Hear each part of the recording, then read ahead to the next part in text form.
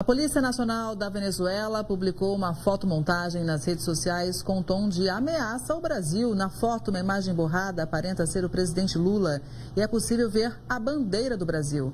Na foto também está uma frase que diz, abre aspas, quem mexe com a Venezuela se dá mal, fecha aspas. A postagem ocorre depois que o regime de Nicolás Maduro criticou o governo brasileiro por ter vetado a entrada do país no BRICS. Itamaraty não comentou sobre a postagem da polícia venezuelana. E quem chega para analisar esse assunto com a gente é o Paulo Velasco, que é professor de Política Internacional da UERJ. Professor, boa tarde. Seja sempre bem-vindo aqui ao Conexão Record News. O que a gente espera, né? A gente vê realmente ali uma situação complicada entre Brasil e Venezuela. Temos acompanhado isso de perto aqui no Conexão. E o que esperar daqui para frente? Boa tarde mais uma vez. Boa tarde, quero um prazer sempre conversar com vocês. Pois é, o momento é muito ruim para as relações do Brasil com a Venezuela. Temos visto um desgaste progressivo das relações, né, especialmente depois das eleições do dia 28 de julho. As últimas 2 semanas foram marcadas por desencontros muito graves, podemos dizer, né? Na semana passada, o procurador-geral da Venezuela, o Tarek Saab, né, fazendo acusações, né, contra o presidente Lula da Silva, né, dizendo que ele inventou um acidente doméstico para não ter que ir à cúpula do BRICS em Kazan, na Rússia, né, e não ter que pessoalmente ele ali vetar o acesso à Venezuela como país associado ao BRICS. Nessa questão do impedimento do Brasil para que a Venezuela se associasse ao BRICS, né, acabou causando, de fato, né, um mal-estar dentro da Venezuela, e a partir daí eles passaram, de fato, a acusar o Brasil e autoridades brasileiras. Né. Vimos também, né, esta semana agora já, a possibilidade, inclusive, do assessor especial da presidência, Celso Amorim, ser declarado persona não grata, né, o que é um ato muito grave.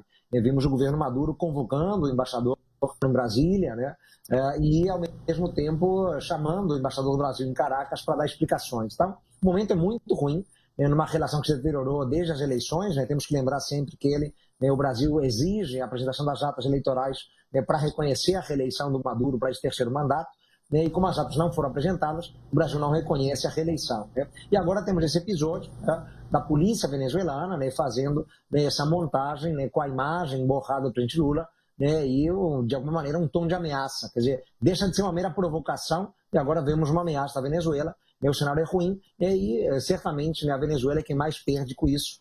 Né? O Brasil, evidentemente, né, tem uma postura muito pragmática na região, por isso que não respondemos a nenhuma das provocações, né, nem a provocação feita pelo procurador-geral, nem a provocação feita, né, pela convocação do embaixador da Venezuela em Brasília, né, a Caracas, né, e também certamente não responderemos a essa provocação. O Brasil mantém uma postura mais altiva na região, né, e não tem que dar, né, qualquer tipo de munição para a Venezuela. Né, a melhor coisa nesse momento, né, para a vida diplomática da relação dos Estados é realmente não responder, mas ficar atento, né, aos movimentos do país vizinho, né, para evitar qualquer tipo de ataque e agravo à nossa soberania. O senhor disse em não dar nenhuma munição para a Venezuela, mas a gente lembra que a Venezuela é alinhada à Rússia. A gente sabe que o Brasil também tem relações comerciais positivas com a Rússia, né? A Rússia está no BRICS juntamente com a China. China também, principal parceiro comercial aqui do Brasil, seguido dos Estados Unidos. Como é que a importância, né, do Brasil estar no BRICS nesse momento? Porque se aumenta muito essa tensão com a Venezuela, de que forma a China e a Rússia assim, fariam uma intermediação? Qual que é a avaliação do senhor nesse sentido?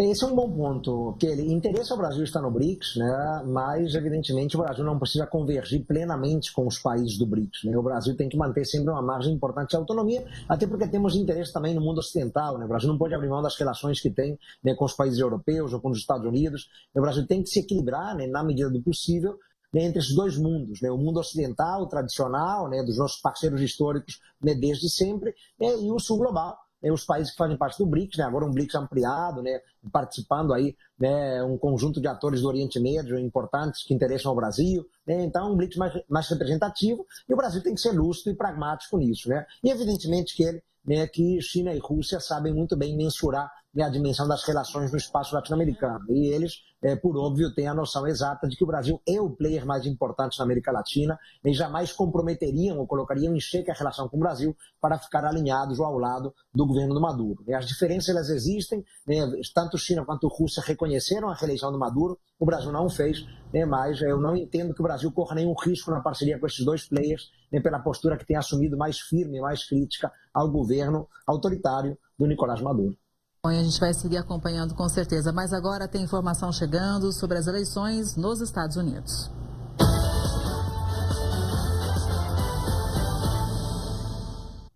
Pouco mais de 63 milhões de eleitores já votaram pelos correios ou nas sessões de votação nos Estados Unidos. Esse número é quase a metade do total de pessoas que devem votar nas eleições americanas. Nas últimas 3 eleições, a média de comparecimento foi de 60% dos eleitores, cerca de 140 milhões de pessoas. Dados da Universidade da Flórida indicam que está bem equilibrada a procura pela votação antecipada entre republicanos e democratas. O último e principal dia da eleição americana é terça-feira, dia 5 de novembro.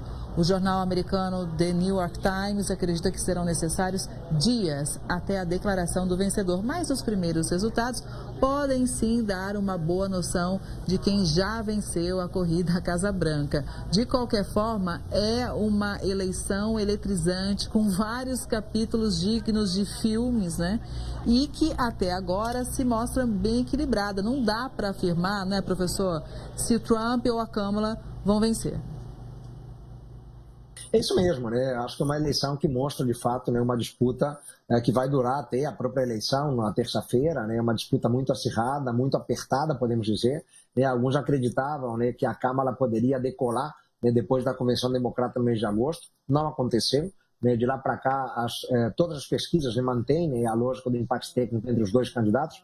E vale dizer que esse alerta é importante, né, que o empate técnico ele pode ser um indicativo de um favorecimento para o candidato republicano. Né? Temos que lembrar, né, que em 2016, né, as pesquisas davam uma vantagem, né, para Hillary Clinton e ela acabou perdendo a eleição no número de delegados, né, ganhou no número do voto popular, né, mas acabou perdendo o número de delegados. Né? Então, né, se a gente vê uma disputa tão apertada, né, pelas pesquisas de opinião, isso talvez indique que o Trump tenha a esta altura, até um poucos dias do pleito, né, alguma vantagem. Né? Mas sim, né, sem dúvida alguma, uma eleição muito apertada, né, certamente a mais apertada dos últimos tempos, será decidida no detalhe ali na próxima terça-feira. Bem possível que tenhamos uma diferença muito pequena, né, de delegados entre os dois candidatos. Pois é, professor, e a gente vê realmente uma disputa também muito quente, muito polarizada, né? E aí a gente fica nessa coisa de mostrar como, nesse momento, o mundo tem eleições muito apocalípticas, né? Com visões totalmente diferentes. Se Trump vencer, o que muda nas guerras? E se Kamala vencer, qual a opinião do senhor também sobre a continuidade do apoio americano, tanto para a guerra no Oriente Médio quanto no leste europeu? Será que ela vai continuar o que Biden está fazendo? Eu pergunto porque ela mesma diz que ela não é Joe Biden. Pois é, essa é a grande questão, né? Evidentemente que a postura dos Estados Unidos, né, ela continua sendo um fator de enorme influência para a política internacional, para a dinâmica da relação entre os Estados, né? Então, a depender do candidato vitorioso, né, pode haver uma mudança, efetivamente, né, na cena internacional, né? A gente sabe muito bem, considerando o primeiro mandato que ele teve, né, que o Trump ele é muito próximo de Israel, né, certamente muito mais próximo, né, do que a Câmara será. Isso poderia significar, né, um apoio ainda mais ostensivo a Israel, né, e talvez, né, uma postura mais distante, né, da causa palestina, né, inclusive ignorando, né, se mostrando mais indiferente ao sofrimento e à crise humanitária dos palestinos. Né? Então poderia haver uma piora para a situação ali, né, para os árabes e palestinos de modo geral, né, quando a gente considera os conflitos ali tanto em Gaza quanto no Líbano. Pensando na guerra na Ucrânia, né, o Trump já disse algumas vezes, né, que a sua postura é de não manter, né, a política de apoio financeiro e armamentístico ao Zelensky e à Ucrânia, né, o que poderia criar desafios para a Ucrânia nessa guerra contra a Rússia. Né? Claro que a gente não sabe se de fato ele vai se comportar assim, né, na eventualidade de ganhar a disputa pela Casa Branca, mas poderá ser uma mudança grande de cenário. O Trump sempre revela desde o primeiro mandato o interesse em se distanciar um pouco da geopolítica europeia, não continuar mantendo a postura dos Estados Unidos como polícia do mundo. Isso poderá ser um desafio para os europeus, de um modo geral, para os aliados da OTAN e para a Ucrânia, muito particularmente, que enfrenta já há mais de 2 anos e meio essa guerra tão cruel com a Rússia. E a Câmara, embora ela diga que não é o Joe Biden, a gente sabe que não é mesmo, mas a tendência é que ela siga muito do que tem sido o padrão do Partido Democrata. Então, o Partido Democrata, já com o Obama, tentava se equilibrar um pouco melhor entre Israel e Palestina. Ela mesma já revelou algumas vezes uma preocupação grande com os palestinos. E com relação ali aos aliados da OTAN, a tendência é seguir também o padrão do Partido Democrata de manter a firmeza de uma colaboração com a OTAN, com os aliados europeus, o que certamente levaria à manutenção da política de apoio à Ucrânia na guerra contra a Rússia. Então, são 2 panoramas bem distintos que a gente pode ter, dependendo de quem vencer no próximo dia 5 de novembro. Professor, a atriz e cantora Jennifer Lopez apresentou a candidata presidencial democrata Kamala Harris em um comício em Las Vegas. Lopez falou sobre a origem dela como porto-riquenha e destacou a importância das mulheres para a candidata democrata. Lopez também criticou o comediante que, no comício de Trump, chamou Porto Rico de uma ilha flutuante de lixo.